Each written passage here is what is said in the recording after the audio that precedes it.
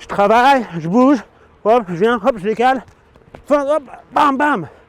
Fin de jab à la tête, il se protège, boum, dans le foie. Emballer, c'est pesé, merci beaucoup. Hello les gorillas, aujourd'hui une nouvelle vidéo mais sur les feintes, d'accord? Et vous allez voir, je l'associe aussi beaucoup au footwork. Donc, le plus important pour l'instant, c'est de savoir quel type de feinte vous êtes capable de rencontrer quand vous allez boxer.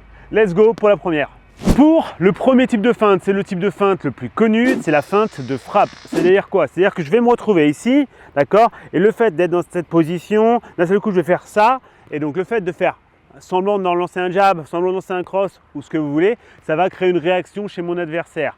Moi, je vais faire cette feinte, pourquoi faire? Pour déstabiliser mon adversaire, le faire réagir et aller chercher un endroit opposé, d'accord? Par exemple, un exemple concret, s'il est ici et que j'ai fait une feinte de jab, il va peut-être venir vouloir catcher ici. En catchant, il va ouvrir son côté, d'accord? Et donc du coup, je vais peut-être pouvoir feinter et enchaîner sur un crochet du bras avant. Donc voilà, premier type de feinte. Le premier type de feinte, c'est les feintes de bras, d'accord, où je vais feinter mes coups. Donc la feinte du coup.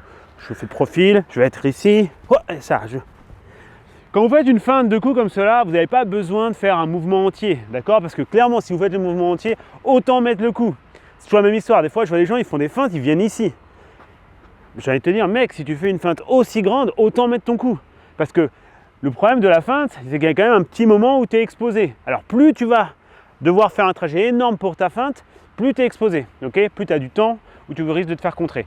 Donc faites super gaffe à ça. Une feinte, c'est vraiment un petit mouvement de bras, ce n'est pas un mouvement énorme, d'accord? Donc voilà, c'était le premier style de feinte. Pour le deuxième style de feinte, eh bien, il y a un truc qui est hyper intéressant, ça va être ce principe du mouvement d'épaule, d'accord? Je vais venir ici, je vais le faire de face, je viens ici, mon mouvement d'épaule. Imaginons si je veux toujours feinter mon jab, je viens là, mouvement d'épaule.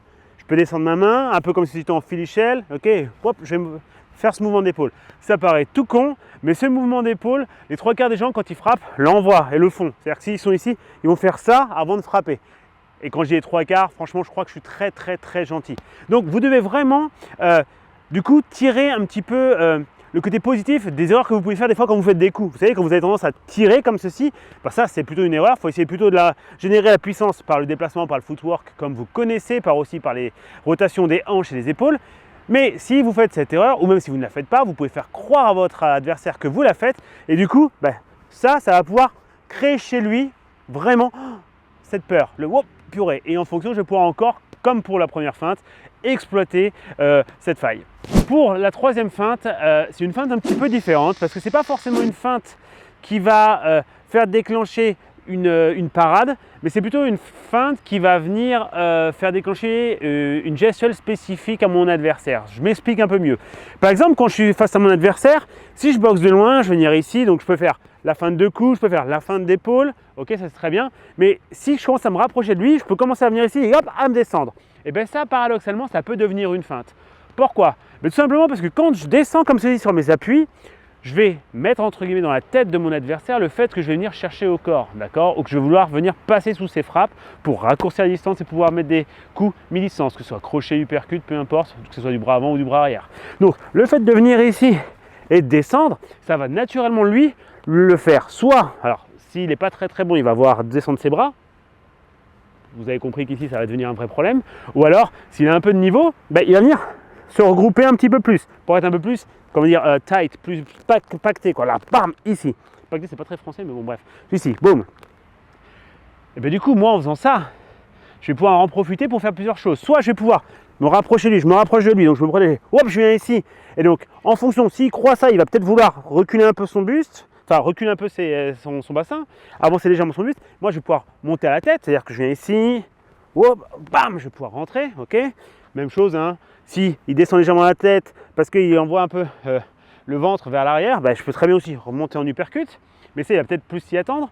Donc, peut-être que je vais pouvoir m'amuser tout simplement à faire une des meilleures feintes qui pour moi existe d'un point de vue de cette flexion, c'est faire croire à votre adversaire que vous allez venir ici, vous vous rapprocher, vous allez descendre pour envoyer quelque chose au corps, et là du coup, hop, boum, vous montez à la tête. Ça paraît tout con, c'est hyper pénible. C'est pas le coup qui va vous mettre KO, loin de là. Par contre, c'est le coup qui va faire sortir votre tête et qui peut peut-être être parfait pour envoyer derrière un crochet du bras arrière. Alors, je suis ici, je viens me descendre, j'envoie des fonds de formation, je descends, hop, boum, et bam, je pourrais remonter. Donc voilà, cette feinte de flexion de jambe va m'aider à feinter mon adversaire sur la zone où je vais vouloir frapper. D'accord? C'est pas toujours que des trucs qui sont évidents. D'accord? C'est vrai que la feinte de frappe, la feinte d'épaule, bon, ça paraît évident, mais la feinte de flexion pour faire croire à mon adversaire que je vais taper en bas, eh bien, c'est vraiment quelque chose qui est intéressant. Et puis, c'est toujours le même délire. C'est pour ça qu'on associe vachement la boxe au jeu d'échecs. C'est que peut-être que je vais descendre et que je vais venir frapper en haut, mais peut-être que je vais descendre et je vais frapper en bas. Et au fur et à mesure de ce que je fais, bah, le mec il va commencer à avoir un doute complet dans son cerveau. Il va dire mais il descend, mais attends, il fait quoi? Et plus ça va, plus il va cogiter, plus il cogite, plus il va vouloir défendre et moins il va vouloir attaquer. Donc c'est déjà un point hyper positif pour nous. À savoir, vous pouvez utiliser aussi cette flexion ici là, hop, pour rentrer des choses, pour venir faire des feintes. Je peux faire croire que je vais frapper et en fait hop, je m'en sers pour bouger. Lui il va être là, hop, il se protège et hop, vous allez passer sur le côté. Vous voyez, en fait, ce genre de feintes vont vous permettre soit de mettre des frappes derrière, d'accord, dans des zones plus ou moins dégagées, parce que vous aurez dégagé, j'ai frappé quelque part pour aller autre part pour faire mal, pour dégager la zone où je veux frapper. Ça peut être aussi des feintes qui vont me permettre de faire réagir mon adversaire en défense pure, comme si vous voulez tout faire des covers, tout en bloc, et moi, pour en profiter pour changer d'angle et après pouvoir frapper. Donc voilà, ça c'est vraiment des choses que vous devez prendre en compte absolument. La dernière, enfin, il y en a plusieurs, mais dans celles que je vais présenter aujourd'hui, donc la quatrième feinte, et bien en fait, c'est tout simplement la feinte au niveau de votre footwork. Alors, elle a plusieurs sous-catégories en fait. Vous pouvez très bien être ici, comme ceci, et d'un seul coup vous allez accélérer vers lui, du coup il va faire hop, hop, hop, hop, ça va arriver, il va être surpris.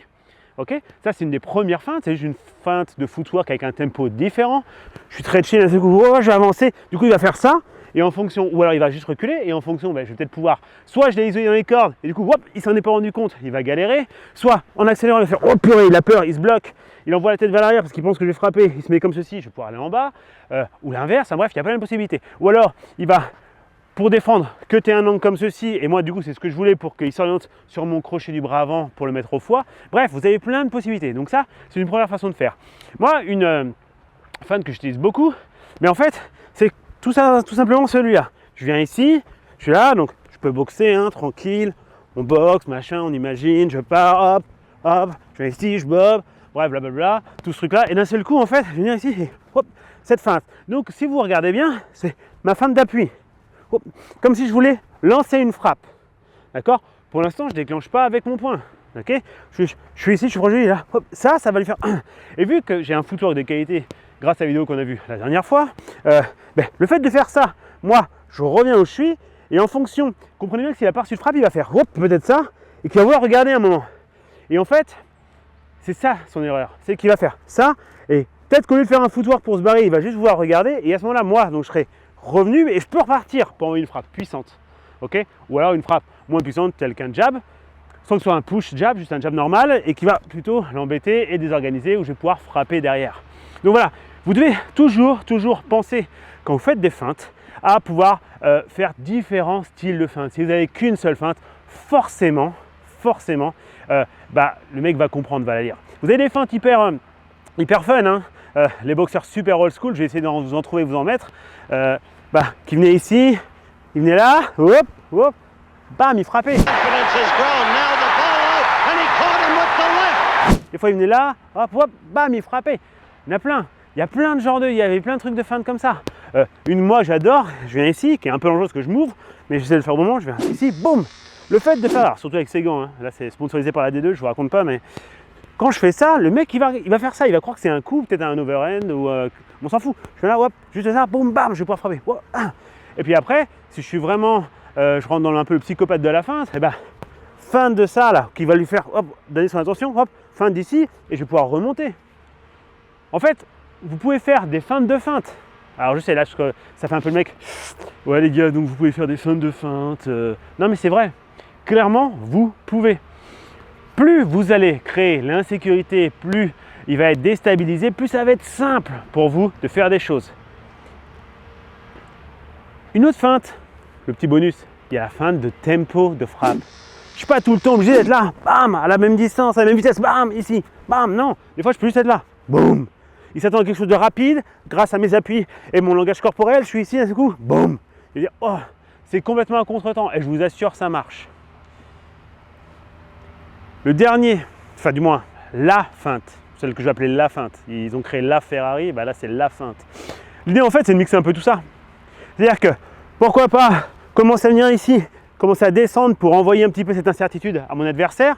Je suis ici et à ce moment-là, peut-être feinte donc de frappe avec mon bras qui se déplie comme si j'allais envoyer un coup, mon épaule qui va peut-être faire ça pour envoyer encore plus d'informations à mon adversaire et en même temps je peux stepper. Donc je suis venu ici, là, oh, et ça. Et là, il va faire ça. Ok? Et en fonction, je peux faire quelque chose. Comprenez que la feinte, c'est du relâchement. De toute façon, la boxe anglaise, ce sera du relâchement. Vous pouvez boxer comme un bloc de béton, mais ça ne va pas durer longtemps parce que c'est énergivore, vous allez être fatigué, vous avez besoin d'être relâché. Et pour être relâché, et pour faire des bonnes feintes, il faut être relâché. Donc il faut vraiment que je sois ici, tranquille, hop, je vais frapper, hop, je viens là, et là, voilà. Et encore, je viens là. Ça c'est cool. Un exercice que je fais beaucoup avec les gars. Je referai une vidéo. Là je la fais seule parce que j'ai pas eu le time pour pouvoir la faire avec les élèves.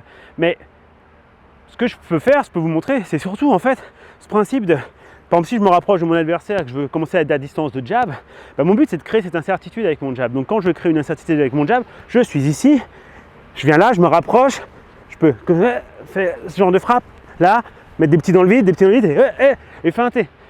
Je vous jure, ça paraît sûrement, ouais, c'est bon, mais non, ça marche de ouf. Pourquoi? Parce que une fois que vous aurez mis au première intention, vous arrivez là, boum, le premier touche, il est dans les mains un peu fort, ou alors il le bloque, le mec il est sûr que vous l'avez envoyé comme ça et que vous allez les faire. Bah, dès que vous allez commencer à être là et à faire, ouais, il va faire ça. Peut-être qu'il aurait été un peu trop loin, peut-être qu'il aura passé la ligne centrale. Et donc là, il va peut-être pouvoir le prendre. Puis ensuite, il a deux possibilités dans sa tête maintenant. C'est soit le mec frappe au premier degré, donc hop, je catch tout de suite, soit il me fait une feinte et je catch sur le deuxième temps. Ça fait feinte et 2. Donc ça fait feinte de 1 et feinte de 2. Et bah, du coup, vous faites quoi? Bah, allez sur le 3 ou revenez sur le 1.